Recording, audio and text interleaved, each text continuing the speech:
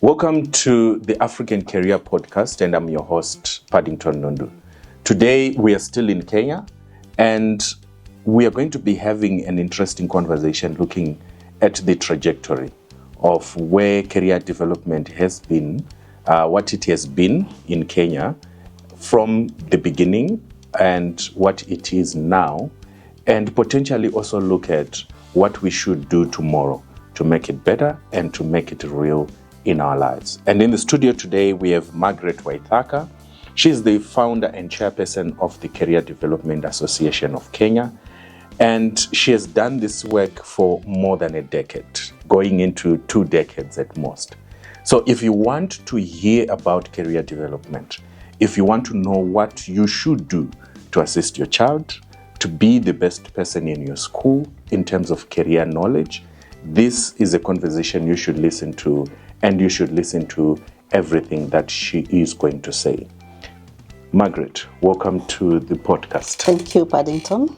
Before we go into the conversation, I also want you to speak about the career development school that you're running. All right. Again, my name is Margaret Waithaka.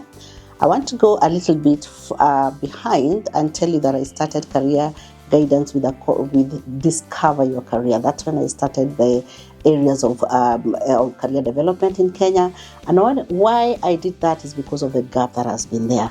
But over time, we started College of Career Guidance and Development.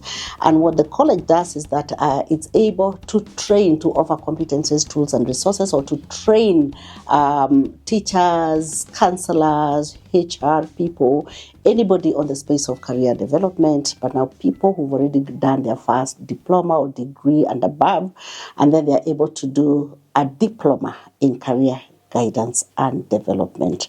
We are in the 6th cohort, and we are picking the September intake right now. Oh, wow. Which is amazing work. How many have you trained so far since the school started? We have trained over 100. Oh, wow. Some of them are from schools. Others are in doing their private practice, and others are doing several things in the market. It's because, career development, as we'll be speaking, it is from birth to death. It is throughout the life of an individual. So every competent person must know where they are going to log in, because you can log in from kindergarten, from primary school, from secondary school, from tertiary, communities, work, all throughout the life of an individual. Oh, thank you very much. So, what has been the state of career development in Kenya? Take us through maybe from the beginning of it to what it is at the moment. Okay. I will talk about that career development or career guidance was mentioned from the 1970s. This, that when it comes to career development, why do we ask ourselves many questions? Why do we go to school? Why do we take our young people to school? Why are we in school, or why do we go to school, all of us? So it started from commissions, papers, what we call the Dungo Report, for those ones who are in Kenya. And we started in the 70s that in all the commissions and in all the papers and in all that, they have mentioned career guidance. But it has been mentioned, but really it has not been put into place. So of course the recommendations have been that every school should have a career guidance office or a career guidance development. But it has really not taken the cognizance it's supposed to take. When throughout the school life, there has been students or there has been teachers who are very affiliated, they love to help the students to actually go and transition. So career guidance in school was like, what do you want to be? Where do you want to go? And there was a green book that the ministry used to have. And what it had is that it had all the courses that are there. So that was career guidance. But career guidance is not about transitioning only or placing students in colleges. Career guidance is even knowledge of who you are. You explore the options that are there. You look at, you make a decision from all the explorations that you've had. You've looked at all the different options, and then you decide the pathway that you need to go. And then through that pathway, even in colleges, there needs to be career guidance and development that you move on and on. So all these conversations have been there and they've been put into place. But then over the last 5 years, the conversations have deepened. Or let me call it 10 years, because that is when the onset of CBC came in. And CBC is talking about nurturing every learner's talent. Where are we moving to? If we are nurturing your talent, it is telling us that there is something that everybody has a trait. They're wired differently, they have different personalities, that over 8 billion, I want to imagine, of human beings in this world. Nobody looks like Paddington. Nobody looks like anyone else, yeah? But now that is what you're trying to nurture. That is what the CBC, and right now we are calling it CBE, competency-based education, was trying to talk about.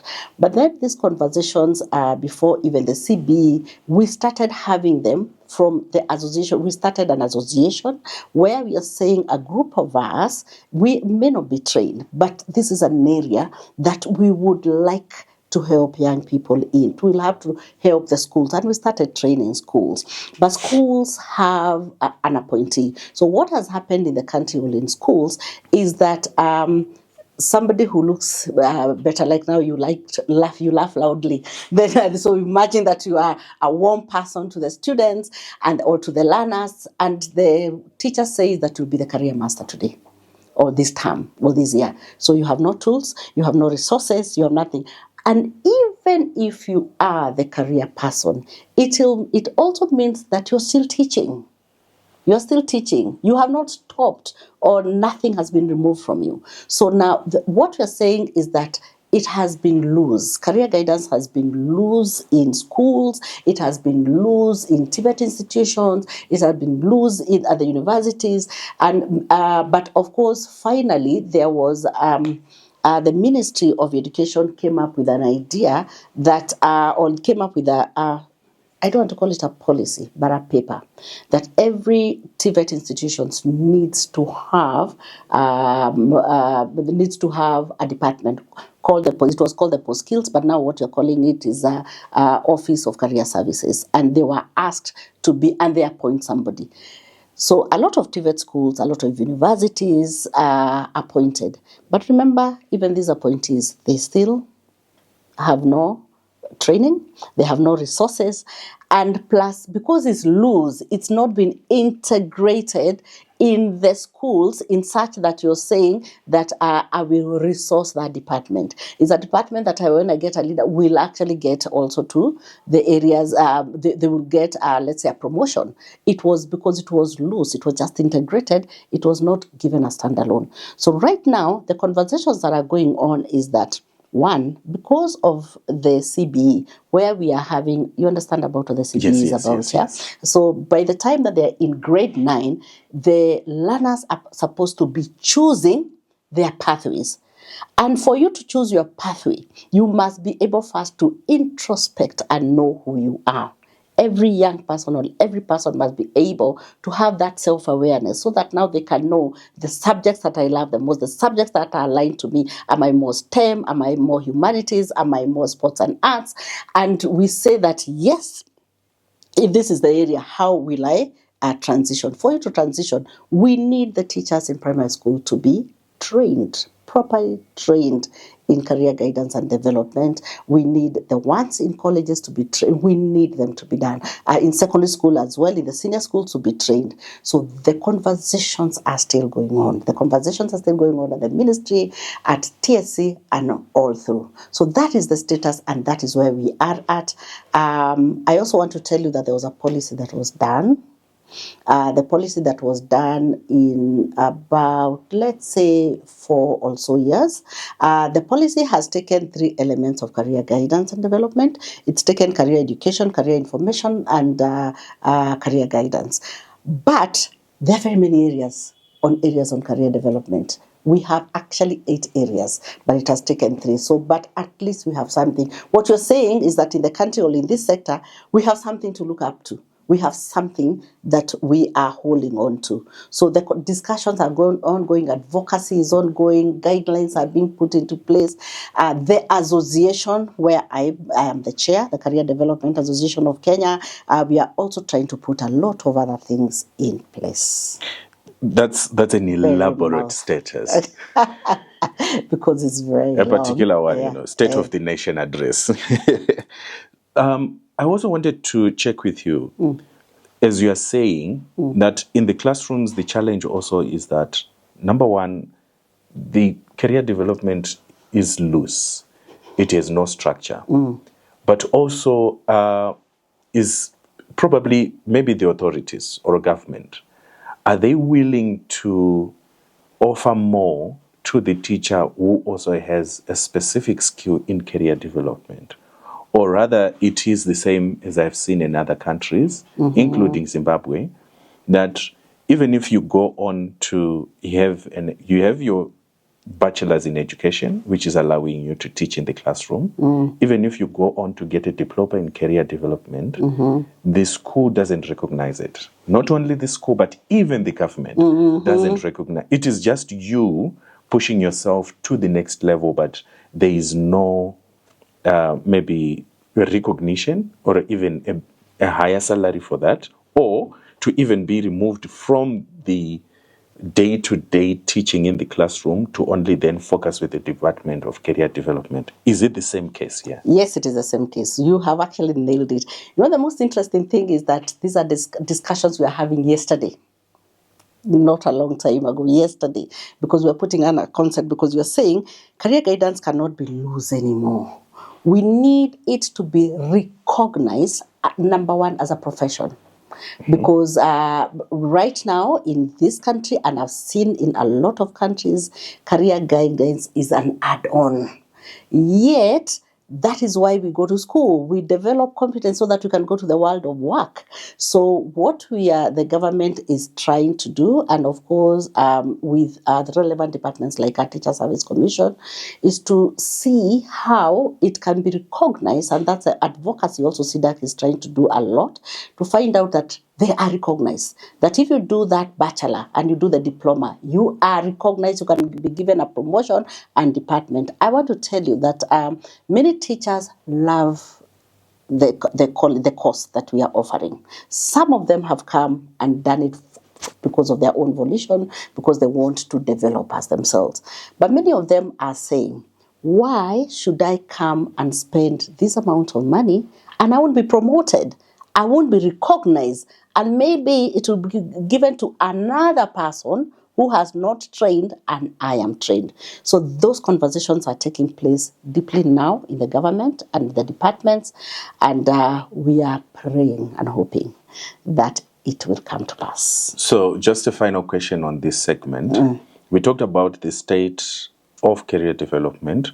We've also highlighted what the government is also doing. I would want to call them sometimes the culprits in the room, the parents and the guardians. They, or maybe us as parents, we mostly put the blame on government, that government is not doing this for our children to learn better. Government is not doing that for our children to do this. But what is the most critical thing that parents are not doing in terms of career development from your side that should be a critical way to help government with the policies that they put up, or help schools to make sure that the child has the best grounding or support they have to have a career decision actually? Okay, that's a very good question, because at the moment we are even working very closely with National Parent Association, where we are saying that yes, the parents are a key stakeholder when it comes to career development, and for them they need also to place on the table, and they are told that yes, you put money for school fees, but you need to put money also aside for career development, so that they are able to support the schools. If they do not support the schools in career development for their own children, it will actually go to waste. We'll have a lot of dropouts. I think maybe in another segment we'll be talking about the dropout rates, because there are very, very many dropouts in the country, or even many who went to school, but you have finished fourth form, but you have no idea where to go to. So parents are very critical. I know, like in the US, there is a fund, and it's a must-have fund for career development.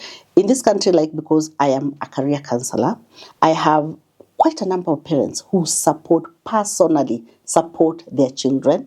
They take assessments and then they come, we sit, and we are able to do that. But we want to look at a global scale, at a bigger scale, so that the parents become a key stakeholders.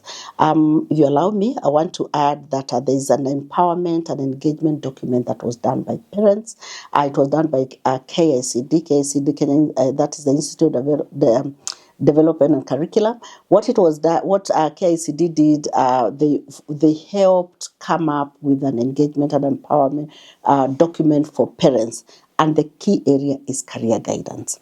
Those are the discussions that we are having in National Parents Association. I would like him to come and actually sit here one time so that he can tell you about what he's doing, so that parents are able to come on board and see what they can do. So in terms of the support from government, you have also mentioned the policies that government has also done, the CBE, and how all of that is also assisting in career development. But there is usually a huge gap in between policy and reality on the ground. Mm-hmm. What is the gap in between? Policies, yes, we have developed the curriculum, we have come in with the career development policy, we have done this, we have done that, but what is the reality on the ground? It's the implementation, because policies are good. And this country, we have beautiful, well-done policies. But as long as these policies have no guidelines and they are not implementable, they can't be implemented, because the policies will be done, but the policies need now to get out of the ministry, and then the actors pick it up and start implementing. So career guidance policy, for example, was done. It was done from the ministry, or it was started at the Ministry of Education, but then it ended up in the Ministry of Labor just because of a few issues. So, but for it being in the Ministry of Labor, then it means that implementation in the ministry becomes having a challenge, if you know how the government works. However, what I'm trying to say is that once the policy has taken place, all the implementers, the actors, need now to sit again and come up with guidelines and an implementation tools, timelines over like 5 years. And then that way, we are able to say that every year, all of us implementers will be meeting and be finding out where we go. But if that synergy does not work, and that is one of the greatest problems that we have, I don't know about your country, but synergy is what lacks between the government and the private sector and the actors. I know a lot is being tried on these days, but what you're saying is that if that synergy does not work, it will still remain a policy in the shelf. In Zimbabwe, it's almost the same. Mm-hmm. The responsibility for career development in schools, it lies with the Ministry of Labor and Public Service, mm-hmm. specifically with the Department of Employment Services. They then have the responsibility to be doing that. But again, then the degeneration, degeneration now of having loosened the whole profession of career development to the extent that people tick a box on conducting a career day or a career fair. So I think then that degeneration makes the implementation gap even wider. But even to say that, what is the state of career development in East Africa? And what have been the professionals in East Africa doing in terms of career development? Okay. I know you've asked like 2-3 questions in one, but I tried to answer what I need to do. Number one, we talked about synergies working together in this space, and for that we started. It had already started with somebody from South Africa who said that why don't we start an East Africa Career Development Association? Then we came together. Now Kenya, Uganda, Tanzania, Rwanda, Burundi, and then we picked also Sudan, Southern Sudan. for us to have representation and to find out what's going on. And we found that even Kenya is doing much better. Kenya, with all the issues I'm talking about, we have actually done much better. What for East Africa, it means that it is an umbrella body. So everybody needed to have their own chapter. So Uganda has their own Uganda Career Development Association, all of them, and then we have the umbrella of East Africa. The discussions have been going. It is on. You can actually see it online. I am the president of that committee, and we have not really gone far. I know even Nigeria came into being because I know the one who started it also wanted also to do the Nigerian chapter. So Nigeria, we talk a lot as well so that we can help them do that. But no one, I am not sure. I don't think they have nobody. I don't think there's any country that has formed. But Kenya, we have the Career Development Association of Kenya, but we are assisting them so that we can even have a conference, all of us, and found out what is ailing this area. Because if we continue the same way that young people go to school, they finish, they go to college, they come out, and you don't even know where they're going to. So remember what I said about actors. That is how projects or even structures are put in place by government so that we know that if we have so many students doing plumbing, for example, because that is their line, where are they going to work? So we start developing some of those synergies and working, the actors start working so that we have our learners going and getting jobs. I don't want to go to that area, but yeah. So in that particular line, that's also an area that troubles my mind in most cases. Because in my mind, I'm thinking a country comes up with a goal that, by 2030, this country should have achieved 1, 2, 3, 4, 5. Then the country then forgets about developing the workforce to reach that particular goal. Synergies, as you were saying. So that's why I was saying policies here, then implementation here. There's always that huge gap to say, where is the will to say we want to achieve this, but we also need a workforce that we create. How do we create that workforce for us to achieve this particular goal? And remember, you can create that workforce, but you have nowhere to work. Where will they work? Yeah, you can create the workforce. So what you are saying, and that is the heart of career development, is that you create a people that love what they're doing. Love what they're doing, because everybody has a purpose. But then the actors, the government and other actors, not just the government. Remember, the government has the policy, they create the infrastructure, they create that. But then we have other people that are supported so that they create opportunities and jobs. And I want to give an example. If you look around here, a lot of this stuff are imports. Am I right? Mm-hmm. Yeah. Does that mean, but yet our TVET is very vibrant. TVET is very vibrant. Why don't we create opportunities for the TVET students so that now they are able to do these mugs, they create this and sell to the market and even export? We say that all the areas that we are training in, we need to look ahead and say, what opportunities can we create? What kind of factories can we create so that our students are getting jobs? When I went to the university, we used to have organizations that would come and pitch, so that they say that we want information scientists, we need 10.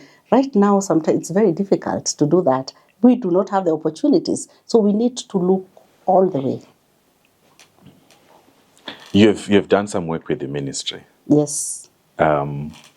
Which is a positive thing, that the ministry actually opened doors for professionals in career development. But what is the one thing that they should do today to make this whole thing a reality? Again, it's those synergies. Like right now, we have developed a guideline for career development for junior school. I was also part of KICD. I was also involved in the guidelines for the policies for career development in this country. How they need to do it is to restructure. Look, a country can only stand when the economic power is put in place and it is fueled, not political power. Mm-hmm. if the economic power is fueled, that it means that we won't have the issues in the political sector, and even the issues can be done because everybody is busy. Everyone is so busy working. You finish work, you finish your work, you finish school and then you go to work, and there are lots and lots of opportunities. And what will be the ministry or the government and all that, what they'll be doing is creating policies, putting structures in place, supporting businesses, that would actually be their work. So it means that you can actually have peace. I'm not saying that is the capsule that will give peace, but what I'm saying is that it is something that is workable. So we just look at it in that sort of a way. And for ministry, and it's the same thing, and I think we've talked about it every time we have a meeting with the ministry, synergies. If you do not synergize with the actors, with the implementers, and support these implementers, because you cannot stand somewhere on the rooftop and say that you do this, mufanye hivi. It can't work. You have to do it together. You have to do it together. You have to synergize, and we have nowhere else to go. This is our country. Zimbabwe is your country. We are in Africa. This is our land, and we only need to create opportunities and to grow our land. Coming to TVETs, TVETs have been misunderstood. Very much. And they've been misunderstood for a long time. I would want to believe that in where I come from, people think that TVETs become an option when you have failed to get into university. Yes. Yeah, but what would make the young people in Kenya to make TVETs a first choice? What should we do as career professionals? It's really happening. I can't really, because there has in the last 5 years, and I've been involved in the rebranding of TVET in one way or the other. We are saying is that about rebranding TVET and saying it's not about failing, because it's been there. And incidentally, it's not just here, in very many other countries, even in some of the developed countries, you start feeling that TVET is because you failed. But then, from the career development perspective, is that you are finished Form 4, for example. There are different pathways that every person would go. If today I was asking everybody in this room who was an A student, maybe I'll get one person who was a B student. We have from A to F in human beings, isn't it? It's a reality that all of us are not the same. So in career development perspective, what we can actually do is to ensure that the teachers are aware that the different pathways that people can go to will help the country grow, that every profession, every career is a calling, and it is important for the society, for the cohesiveness of a society and a country. If we all became doctors, who will take care of what we have? If I look at this room, we have different careers that have come together to create this room, isn't it? We have electricians, we have the carpenters, we have the artists, we have the engineer, we have everybody. So it is important for teachers and for the people in the career development to understand that every career is important for the cohesion of a society. So talking about the trio on career development, for me that includes the parent, the teacher, and the student. But what should the Kenyan parent start doing and stop doing in terms of helping their child to make a career choice? Okay, that's a very good question, because a lot of parents dictate to what their students should do, or their learners, their children should do. And you decide that you can only do this. And many parents who even call us says that, my child has no idea what they want to do. It's like because they were not given career guidance. So the parents need to first also start learning their children, to understand their children, their capabilities, their abilities, and all that. And then they work very closely with the teachers, supporting career development, and the departments support it even financially and even giving, because when a parent, if I am say an engineer and I come to the school as a parent and I'm talking about being an engineer, that is not career guidance. It's just information about what engineering is all about. So parents need to work closely with their children. Teachers need also to listen, because a parent is also a key stakeholder. They listen when you're doing your assessment, when you're doing what we call the like the counseling. A parent should actually be there so that now they understand. So the parents should stop dictating. The teachers should also look at the capabilities of every child, and so that they are able to help them align with the subjects and where they are going. And the schools and the government need to support the learner. So everybody is supporting each other, but the parents should never be aloof. The parents is a key stakeholder and they need to know, but they stop dictating. They understand that if I am a lawyer, I can't say that you have to be a lawyer because you have to take up my farm. I may not be interested in that at all.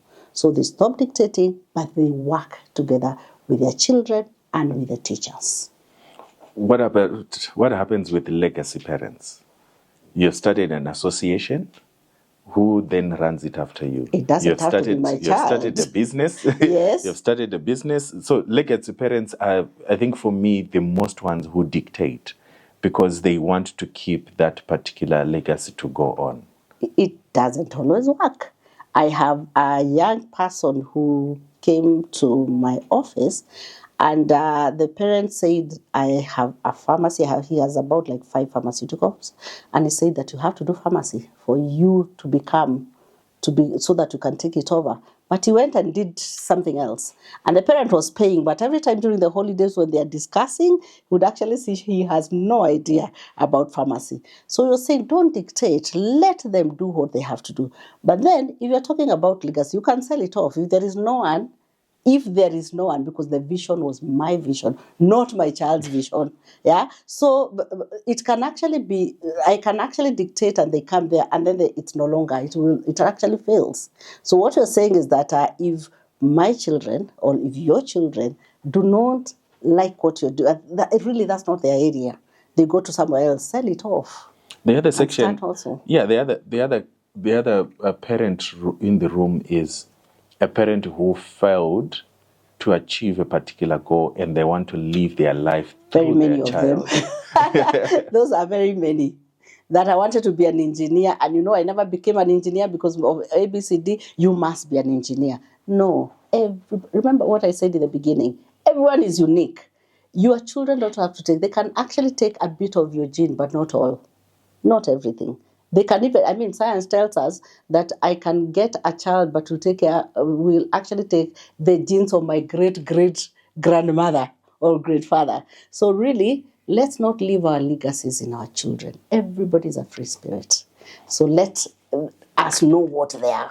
As a personal experience, I am a first-generation graduate, meaning to say my parents never went to university.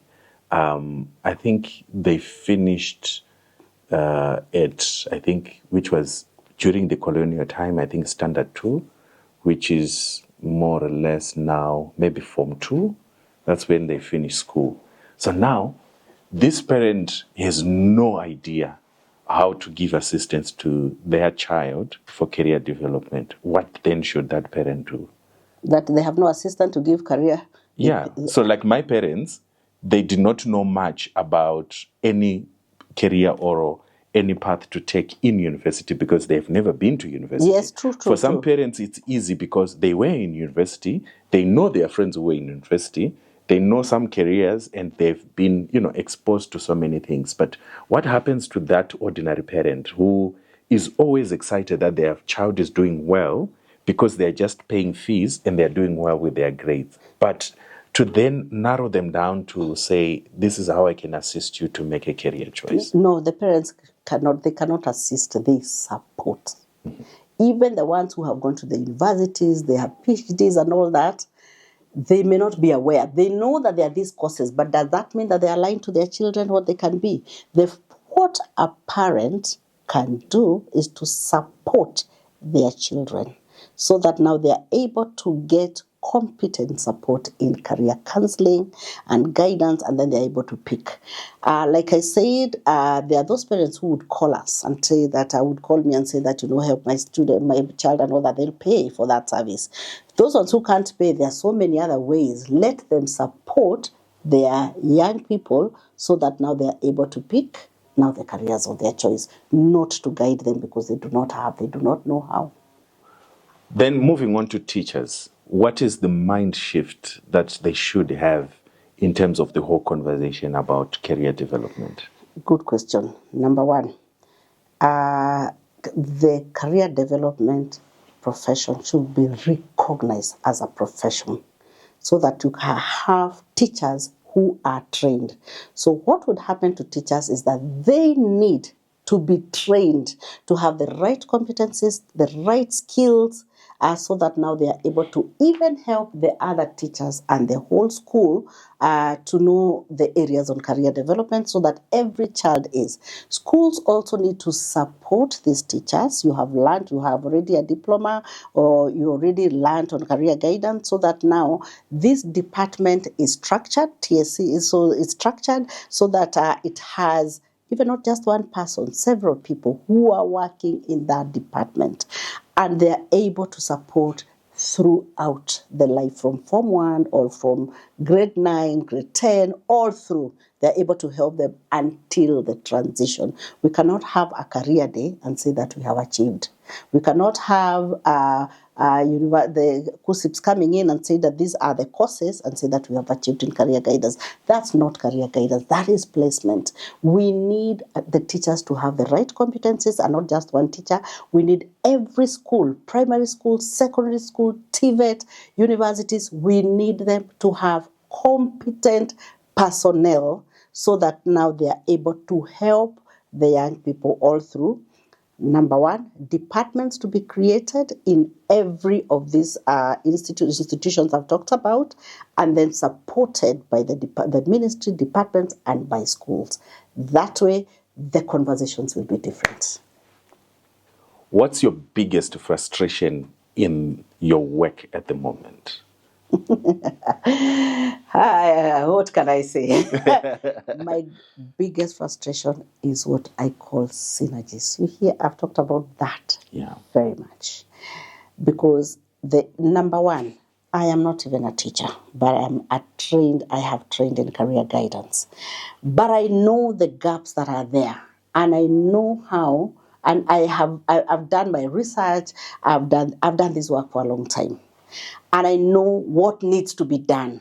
So my greatest frustration is that we know, and it is not just me, we have many, because the Career Development Association is for members. But me as the chair, advocacy is normally my greatest problem, because we will discuss, this is what is supposed to be done, and then that is all. That is all.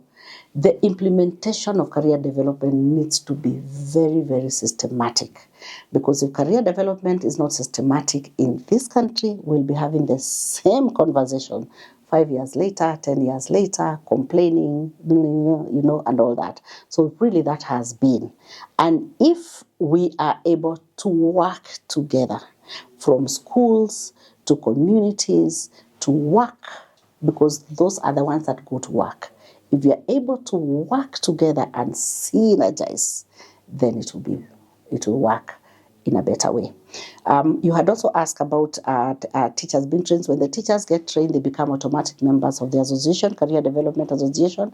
And it's in the association that you keep getting resources, competencies, trends, new trends, and all that. So when we achieve this, we will actually be going very far. We can advocate to the government and say, we need to create platforms. We need to create ABCD areas, and we can work with different associations doing different things like manufacturing. Maybe this is what you need to do because you have more people who are being trained in this. So where can they go? What is it that we can? So that synergy is our greatest frustration. What should education ministers in Africa or East Africa actually do today, especially with the with the age that we're in, that we know that what we are teaching a year one student now might be irrelevant by the time they finish high school. What should our education ministers do to just prepare for that?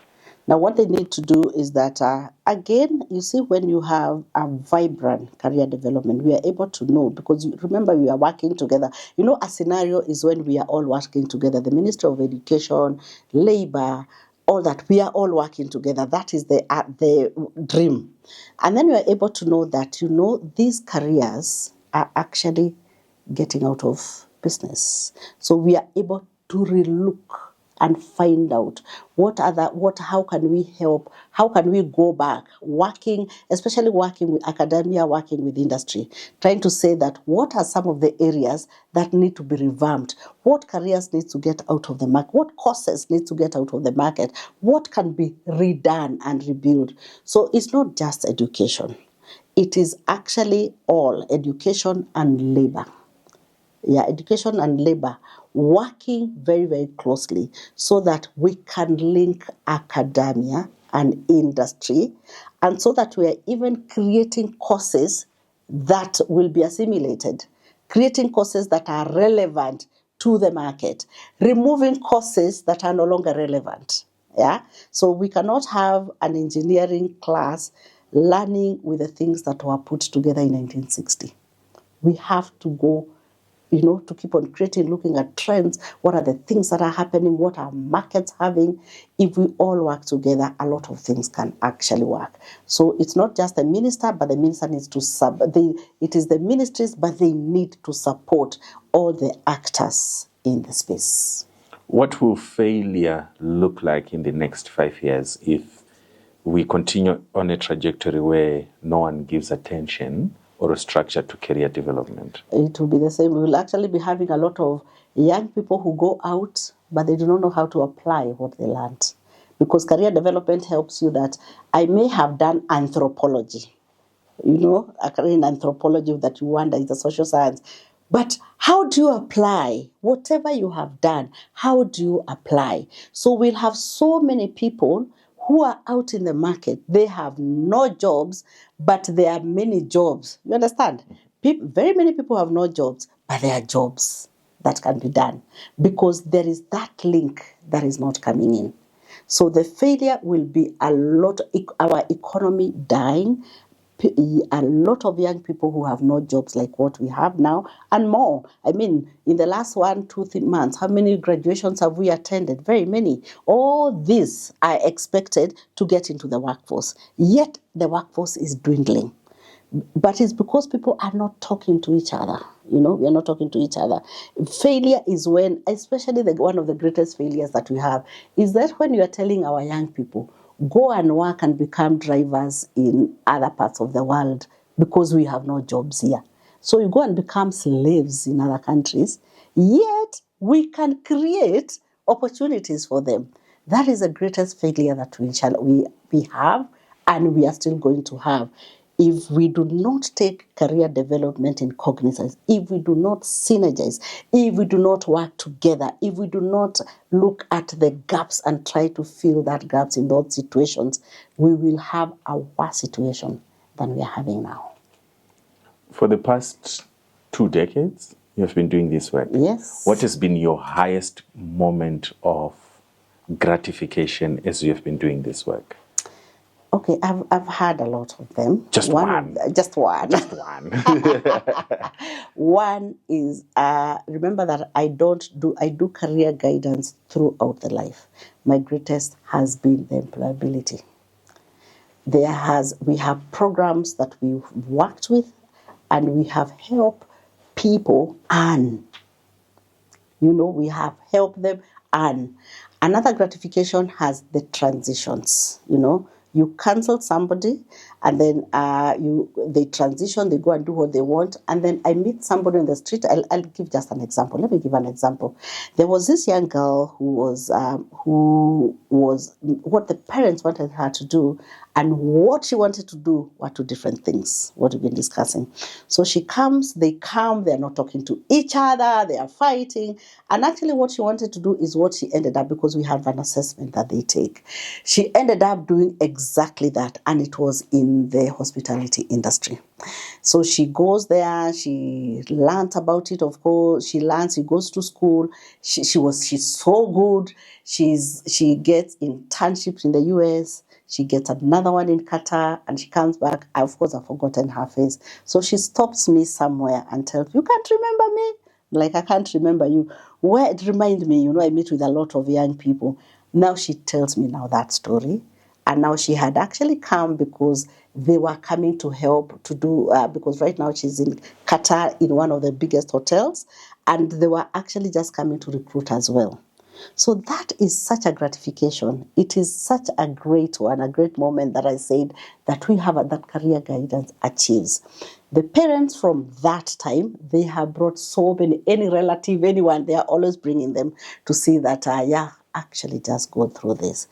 And of course, even working with the government, even if some things have not been done, I pray that will be my gratification. This is one, but my gratification will be bigger when we have achieved. Thank you very much, Margaret. This has been a good talk, and I certainly think or know that we'll continue the conversation. Yep. In studio and outside. Then we also get to a moment where this trio starts a very good synergy. The parent, the student, and the teacher. Yes. Until each and every child gets an opportunity to get all the support they need to make the best career choice in their lives. Thank you very much. Thank you. Thank you very much. Thank you for the work that you do.